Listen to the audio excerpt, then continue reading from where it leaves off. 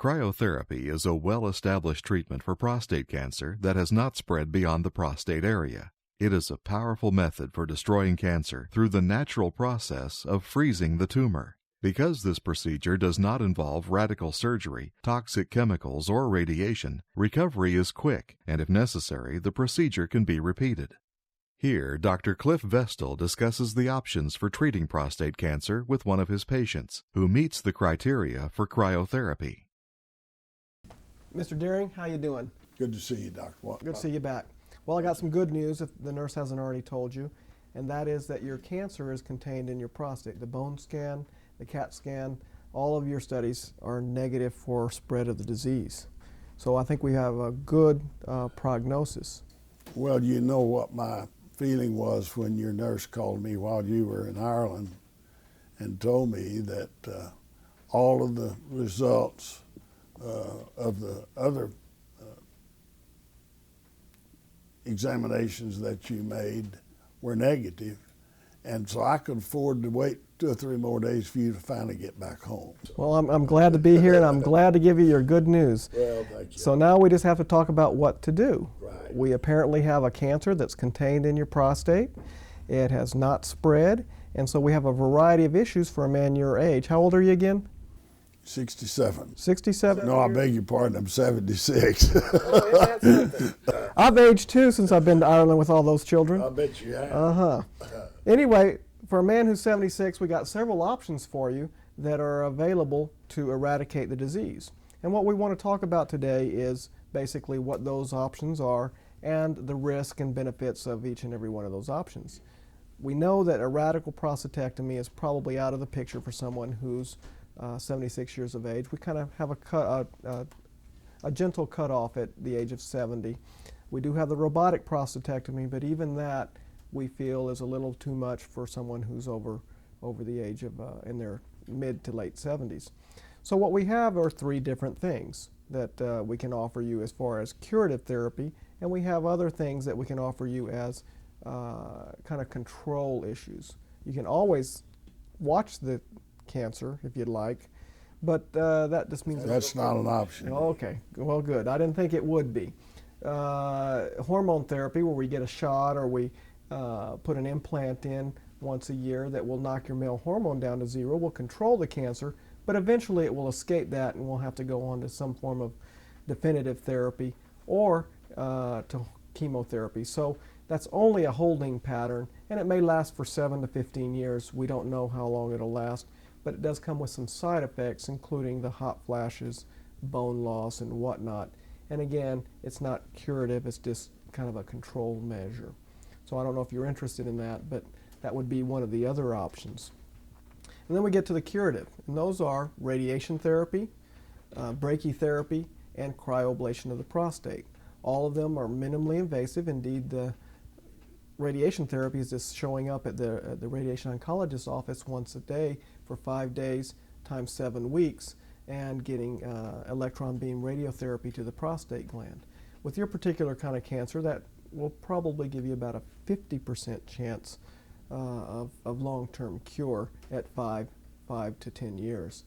Now, that's something that we usually recommend to people who are a little bit debilitated, but because I know you play a lot of golf, bad golf that is. That's right.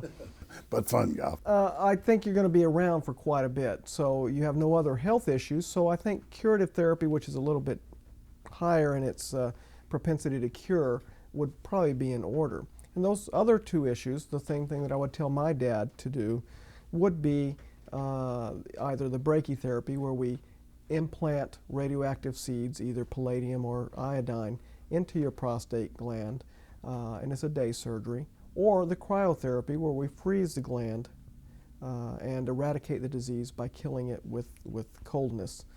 So those are the 2 options. So I want to talk about those here real quickly. Is that kind of what you have in mind? Yes, I'm going to make my decision on one of those 2. Okay, wonderful. But let's talk about the other first, and then we'll get into the risk and benefits of the cryoablation. With seeding, as I said, it's a day surgery. We put you to sleep, and we put the little seeds into your prostate gland, and we allow you to go home afterwards if you can void or urinate.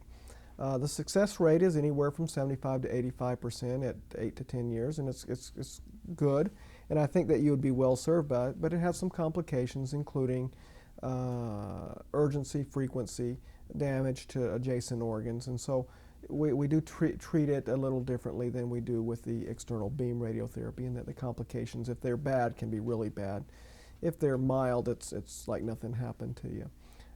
Impotence will occur, but it won't occur for several years after the radiation or the seed implantation. The other risks are strictures in the urethra, where it narrows down and scars down.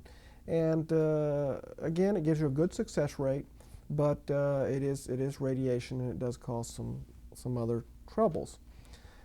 That, in comparison to cryoablation with your particular disease, which is the 10-year data comes out this year, and we know that the 9-year data now gives you about an 85% chance of no evidence of disease at 9 years, which should go on to be about the same with 10 years of data. It's basically placing probes into your prostate through your bottom, the taint, if you will. It taint the scrotum and it taint the anus. It's somewhere in between. We put those little probes in there under ultrasound guidance, so that we're actually watching your prostate gland visually, and then we freeze it to death, so to speak. It is similar to frostbite in that it kills cancer with the ice by a variety of different ways. So after we put those probes in, we freeze it, then we freeze it once again to make sure that we got everything, and it kills it by killing the cells and killing the vasculature, or the blood vessels that feed the cancer. It kills it that way as well, so it kind of suffocates it to death.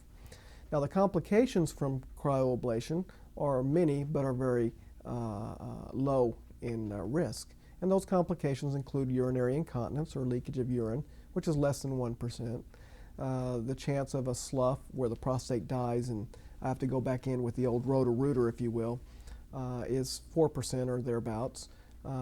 It just requires a secondary operation, and the incontinence rate shouldn't go up very high if that does indeed occur. The third thing is a fistula, or a hole between the prostate or the urethra and the rectum, and that's less than 1% as well. And when it occurs, it's a problem, but it usually can be solved through either wearing a catheter for a prolonged period of time or surgery. Well, generally, what's the recovery period that I would experience? Well, it can basically vary. It can be anywhere from a couple of weeks to a couple of months, and it just depends on the way you heal, if you will. One of the things that we will talk about is the little tube that we put in your tummy, because after we freeze your prostate gland, just like in frostbite, it swells up really large and blocks off your natural channel. So it may take a week or two to get that tube out. And so when you're able to void efficiently on your own, we pull the tube out, and it's a painless removal, but it will allow you to sleep all night because it'll drain into a bag. I see. The other thing that we need to talk about is the fact that we will follow you very carefully after the cryoablation. We'll get PSAs at 6 weeks, at 3 months, 6 months, 9 months, 12 months, and make sure that we have our thumb on the problem. Some of the other issues that we need to talk about as far as cryoablation would be swelling of the genitalia. The scrotum might swell up as big as a grapefruit, and that's normal. You just take it easy for a week or so and it goes away. Some burning and stinging may occur. Some blood may occur in the urethra for the first 6 weeks. There's a possibility that you'll develop frequency and urgency where you have to get to the bathroom, and you're going to know where all the McDonald's are between here and the house. Because you have to get there. It's going to be very similar to the women who have to go to the bathroom quite frequently, but that gets better over time, and by 3 to 4 months it's usually gone, and we do have medication that will help that. And those are essentially the issues. There's very little problems with bleeding. There may be some discomfort or pain, and you may feel like you're sitting on a golf ball instead of hitting one for a period of time, and we can correct that with medication as well, with anti-inflammatory drugs. But for the most part, I would say that 95% of the fellas who have this done are very happy. Many of them are out playing golf in 2 or 3 weeks, and it unfortunately doesn't improve your slice or your hole. So, I don't think anything going to improve that. Well, that's probably true, and I don't even play, and I'd have a wicked one if I would. Now, the surgery itself is going to take about an hour and 15 minutes as far as I'm concerned. You'll come in the hospital, you'll go to the operating room, you will have the surgery, you'll go to recovery. The nurses there will explain to you how to take care of the suprapubic tube. I'll give you a prescription today for your antibiotic and your pain pills that you'll take afterwards, and I'll also give you the little Bextra. Will I not need to start any of that prior to surgery? Oh, not really. The Bextra will, the little pack that I give you, you'll start the day before and you'll take it for 3 or 4 days afterwards. And that'll get rid of a lot of the swelling and a lot of the discomfort that you might have afterwards.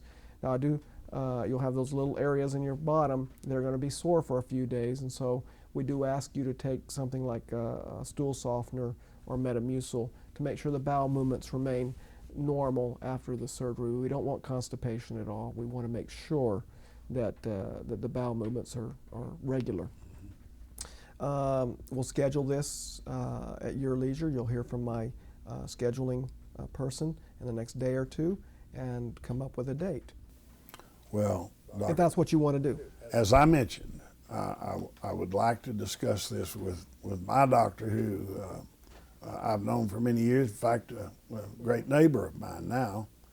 And you're going to hear from me in the next couple of days as far as my decision. Right. Great. And at this point, I strongly feel that it will be the cryosurgery. When you make your decision, just give us a call and we'll put it in the schedule. We'll do it down at our hospital. I say, when you say I could hear from you within a couple of days after, how soon then would I go into surgery? It just depends. You negotiate with the scheduler. Okay. It'll be a couple of weeks, 2 to 3 weeks before you get into surgery. Doctor, as most men of my age at 76, is probably not a very serious problem to have to evaluate, but does this cease any sexual activity that I might That's a good question, Mr. Deering. And if you are potent before surgery, you will be impotent afterwards. But there is hope. We know now that if you were potent prior to cryoablation, that after we freeze the gland, we damage the little nerves that go by the prostate, which allow you to have erections. If we give you a device after the surgery that'll pull blood into the penis and expand it and keep the elasticity, if you will, it allows the nerve to regenerate. And then in a year, 50 to 60% of the fellows will have a return of their function. So initially, you're going to have some erectile dysfunction. However, over time, if we actively exercise the penis, if you will, we will get return of function 50% of the time. And we think that's very exciting news, and we did it here in Texas. Obviously, at my age, that's not supposed to be a very serious concern, but I do feel like I want the thought that I would not be totally incompetent. Just like your golf game, if you work at it hard enough, it might actually work out. It might just work out. Okay. Exactly. Okay. So we'll try that 6 to 8 to 12 weeks afterwards and go with that. Okay. Well, as I said, I'm almost certain would like to talk with Dr. Wombo, and I'll get back with you in the next day or two. But well, I'm very comfortable, and you've helped me tremendously in my decision, and I'm serious. I'm glad to be under someone's care such as you, and I appreciate you very much. Thank you very much, Doctor. Okay, Mr. Deering, we'll see you in a few days. Okay, thank you, sir. Thank you very much. If you are a candidate for cryotherapy, we hope this program has helped you compare the procedure with your other options. No treatment is perfect, and the choice must be based on the unique needs of each individual patient. Your physician is your best guide and source of information. For more general information about cryotherapy, you can visit the patient site at www.prostatecancer.com or call 1-877-PCA-CRYO.